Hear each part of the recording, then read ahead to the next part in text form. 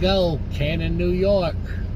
You will see all the emptiness tonight in the truck stop. Trucker strike tomorrow, New York, good luck. New York, New York, New York. Fucking with Trump. Fucking with Trump. Now the truckers ain't trying to deliver y'all produce, y'all goods for 3 years. If you in New York, you better get up out of there. I think groceries are high now. Y'all better respect Trump's gangster, and y'all better respect that MAGA crowd. That's why New Yorkers should be concerned. The fine people of New York should ask themselves, why are we such a loser state? How are we going to attract business? It's not just the existing businesses that are fleeing out to Texas and Florida.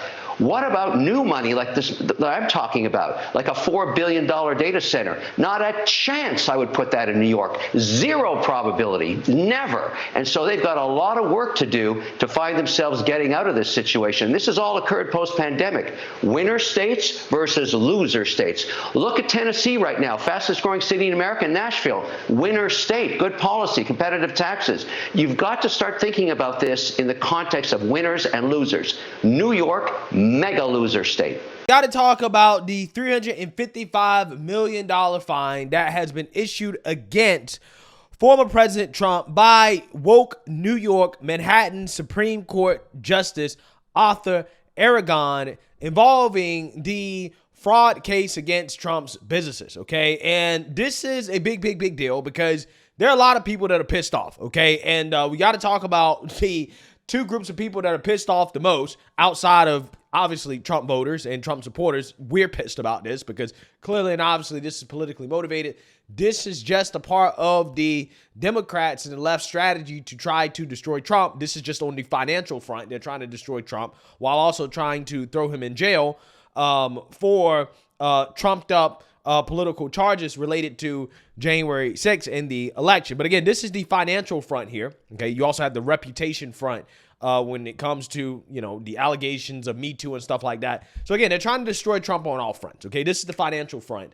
And you have truckers that are pissed, right? They're pissed and they're vowing to boycott New York City, right? To shut down the city, essentially raising the price of goods because supply will be limited. And the idea is that this will cause enough damage that it will send a message, okay? I'm not sure if it's actually going to fix anything or, you know, help reverse the ruling, but they're sending a message that, hey, we're not going to stand for these political persecutions. If you try to financially bankrupt Trump, we will try to financially bankrupt you.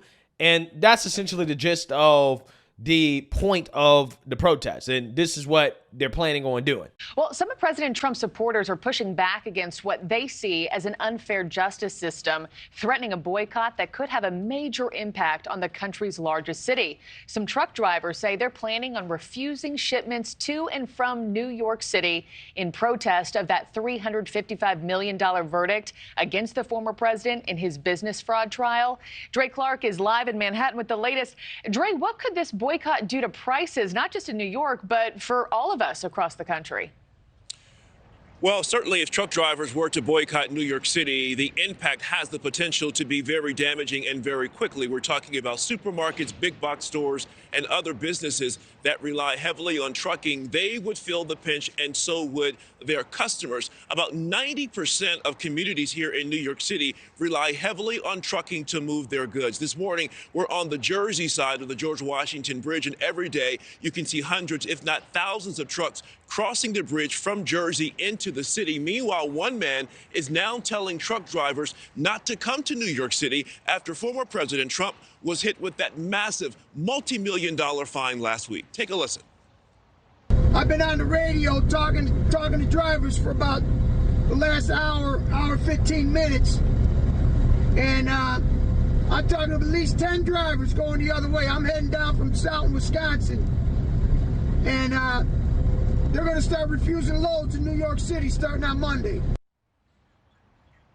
Yeah, the man calls himself Chicago Ray, and as of last night, his post on X, formerly Twitter, had garnered more than 6 million views and 60,000 likes. Former President Trump also caught wind of what Chicago Ray is doing and reposted Ray's video on his platform, Truth Social. But it's hard to ascertain exactly how many drivers are answering his call and what kind of impact it may have. It's not an organized effort, and the drivers expressing support for Chicago Ray, they're scattered all across the country. We did reach out to the Teamsters Union, the union representing many truck drivers, but did not get a response. We also contacted and tried to call at least the National Supermarket Association, which is based here in New York City, but did not get a response. Meanwhile, Chicago Ray says he and other truckers are irate over Judge Arthur Engoron's fining former President Trump more than $355 million for fraud. Ray, like the former president, believes it's a form of election interference. Meanwhile, we talked to one driver who says she's joining the movement to boycott New York City, and she says if things go as planned, the city could pay a big price. It could shut New York City down. And, you know, I don't want to hurt the people of New York. That's not what I'm trying to do. But my part in it, if New York just loses 10%, just 10% of the trucks that go in there, their prices are going to skyrocket on everything from milk to eggs to any type of goods that the consumer needs. And when that happens, it's going to cost everybody more money. Yeah, so you seen that, you heard that. Okay, so truckers are pissed. Also, real estate investors are pissed as well, too, because they see this as an assault on real estate. And I've covered this before in regards to Kevin O'Leary and his opinion on this fraud trial into Trump's business. And he's basically saying, look, they're basically taking down Trump for things that a lot of real estate investors do, right? I mean, what he does is par for the course. Clearly politically motivated, okay? They're sending a message to real estate investors that, hey, if you get into politics, don't cross the establishment or this is what we're going to do to you. And Kevin O'Leary is furious, right? He is upset. He's angry. He's going off again on Fox Business in regards to this assault on real estate by this judge in this Trump ruling. And I want to talk about it. But before we get into it, we have to have a word from the sponsor of this video, BioTrust. If the appearance of wrinkles, fine lines, and other signs of aging on your face and body are getting worse, it may just be more than New Year's stress. Wrinkles and other typical marks of aging are one of the biggest signs that your collagen levels are getting detrimentally low. It becomes more crucial with each passing year to get more collagen in your diet in order to save your skin, which is why myself and thousands of other people are starting to use multi-collagen to renew and revitalize the way you look and feel. This collagen uniquely provides your body 5 different types of collagen from 4 different food sources, whereas most other collagen supplements only provide 2. It is formulated to reduce visible signs of aging, reduce wrinkles, promote a youthful glow, promote elasticity, and skin hydration. You can experience the incredible benefits of multi-collagen at a 53% discount. Plus, receive free live health and fitness coaching for life, a new ebook titled The 14 Foods for Amazing Skin, a 60-day satisfaction guarantee, and free shipping. Order now by going to healthwithpatriot.com. Again, that is healthwithpatriot.com. I mean, just leaving the whole Trump thing out of it and seeing what occurred here, and I'm no different than any other investor. I'm shocked at this. I can't even understand or fathom the decision at all. There's no rationale for it. And so let me give you a real-time experience I'm having regarding this, and I'm not the only one. It doesn't matter what the governor says. New York was already a loser state. Like California is a loser state. There are many loser states because of policy, high taxes, uncompetitive regulation. It was already on the top of the list of being a loser state. AKA run by Democrats, right? States run by Democrats, okay? Kevin O'Leary, you should have just said that more directly, okay? There are loser states because of policies that have been implemented by Democrats. That's exactly what he actually really should be saying, okay, in more direct terms, so people don't get it twisted.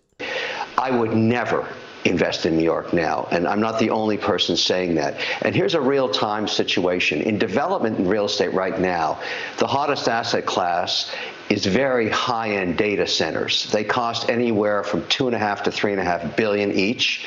They're very expensive. They require low power. You need permits.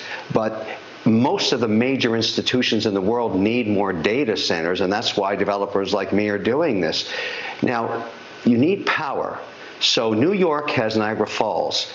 Normally, you'd consider that to put in one of these facilities, create 400 jobs, 5 more jobs for each of one of those for auxiliary services. I can't go to New York.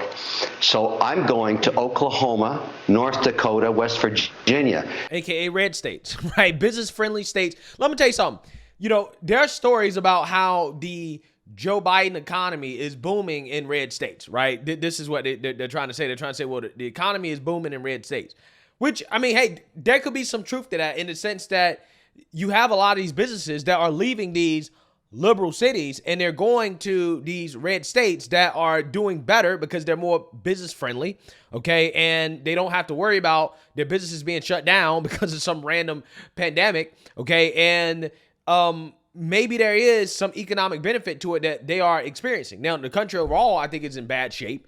But again, it could be these liberal cities, it could be these blue states dragging down the economy overall, okay, because of Biden's policies. But, you know, you're going to see massive growth in red states, man. I mean, red states are the place to be, okay? I mean, you're talking about moving to the Midwest or moving, to Florida or down south or Texas or whatever. Everybody's going there, man. People are leaving these liberal cities because people see the writing on the wall in regards to the authoritarianism there and high taxes and the cost of living. You're not getting your bang for your buck. Now, what I would love to see happen, and I'm not sure if there anybody has proposed this, I would actually like to see the government pushed out to the conservative states, right? The federal government, right? I would actually like to see the bureaucrats in D.C., okay, downsized first and foremost, cut in half, and then pushed out to some of the red states where they're going to be more likely to hire individuals of conservative backgrounds, right? All of these liberals, that are all, stuffed into Washington, D.C. and in the Northeast corridor. I think that's part of the problem with our partisan politics in the sense that, our government is full of liberals, right? It's because our government is basically fixed in liberal areas of the country, right? So when you talk about hiring people for these positions in government, yeah, they're more likely to be hiring people that are going to be of liberal ideology. But if you, kind of push out some of these government institutions, some of these, entities into red states where, okay, well, we got to hire some people that are in this area, that not only benefits the economy, but also helps ideologically get people in these jobs that swing more conservative. So I not only want to see businesses move to red states, I also want to see the government downsize in some of those government institutions, moved out to red states as well too. I really am very, very, very, I'm very long on red states and in the future of some of these cities, these mid-sized cities, more particularly in red states that are smaller and more business friendly. Governor Stitt, Kevin Stitt, my staff have met with him. Governor Burgum, the same thing. Governor Justice. Those are winner states. They don't do things like this. I have to syndicate that debt and all that equity. We're talking billions of dollars here. Do you think any foreign institution or any private equity firm or any pension fund would touch New York? No. And that's why New Yorkers should be concerned. The fine people of New York should ask themselves, why are we such a loser state? How are we going to attract business? It's not just the existing businesses that are fleeing out to Texas and Florida. What about new money like this that I'm talking about, like a $4 billion data center? Not a chance I would put that in New York. Zero probability. Never. And so they've got a lot of work to do to find themselves getting out of this situation. This has all occurred post-pandemic. Winner states versus loser states. Look at Tennessee right now, fastest growing city in America, Nashville. Winner state, good policy, competitive taxes. You've got to start thinking about this in the context of winners and losers. New York, mega loser state. Wow. So, Kevin, what did you think of Governor Hochul saying this is like a unique one and done because Donald Trump went too far and was so nefarious? You guys, if you're just doing what you should be doing, you have nothing to worry about. But that's bullshit, right? No, what it really is, it's a political message. It's saying, look, if you're rich, if you're a billionaire, again, it's not just the real estate investors, but if you're a billionaire and you're thinking about getting in politics, you better stay in line, right? If you don't stay in line, we will financially bankrupt you. There will be financial consequences for falling out of line with the establishment, right? That's what it is. It's really a message to anybody rich enough to essentially not have to rely on, establishment money in order to run, because that, again, that's how they control politicians, right? The politicians are controlled through campaign financing and fundraising and the lobbyists, okay? Because they have to go out and they have to fundraise. They don't have their own money. So they have to take money from this group and that group, okay? And they have to basically toe a certain line in order to actually have a chance of getting funding, okay? Now, if you're a billionaire, you don't have to do that. You can fund your own campaign. You can fund your own ads. You can use social media, right? In 2024, it's a lot easier for a billionaire or somebody with a decent amount of money to run for higher office. So they see that, right? And they see that this is probably not going to be the last time that you have a billionaire that can essentially just kind of fund his own campaign and bypass the traditional establishment route to achieve higher office like President of the United States. And they're sending a message that if you do that and you fall out of line with the establishment, this is what's going to happen. That is what this really is about. they're very worried about it. Yeah, we're very worried. Every investor's worried because where is the victim? Who lost money? This is some arbitrary decision a judge made. This policy and what this says, what does this say about the bar, the legal bar in New York? Aren't they going to question this judge? What is this? $355 million and there's dollars as a penalty, and there's plus interest at 9%, and there's no victim? I mean, I'm sorry, her words fall on deaf ears to everybody. There's nothing she can say to justify this decision. And this has nothing to do with Trump. Nothing to do with Trump. Forget about Trump. This is not a Trump situation. This is a New York problem now. The whole world is looking at this saying, what are you doing to yourselves? Well put, Kevin. Yeah, I mean, if you don't fall in line politically, this is what they can do to you, right? So I understand why, he's upset with his ruling. I can understand why any real estate investor would be upset with his ruling, because essentially they can go after anybody, right? They could bankrupt anybody. They could tank anybody's business. Okay, if they can take this guy's business, they can take your business. When Trump wasn't doing anything that any other real estate investor wasn't doing. Okay, there was no victim here. Okay, the banks have their own way of evaluating assets. Just because Trump feels like his asset is, worth a certain amount of money, doesn't mean that that's what it's worth on the market, right? What is worth on the market is whatever somebody is willing to pay for it, okay? And banks can have their own evaluations, and the bank's evaluation is going to be the main indicator for issuing a loan, okay? They got paid back their loans, right? Trump has not had any trouble paying back his loans to the banks, okay? He didn't get over on the banks. He didn't stiff the banks. He's fine. But yet they're punishing him for something that is a common practice in that business. And it's sad. It really is. Okay. This is what red pills normal people. Normal people are saying what they're doing to Trump, and they're saying, well, yeah, this is not right. It's not right to do this to one man simply because you disagree with him politically, or more so you don't like the fact that he is against the establishment. So let me know what you guys think. Make sure you like, comment, and subscribe. Most importantly, share a Black conservative perspective. Peace.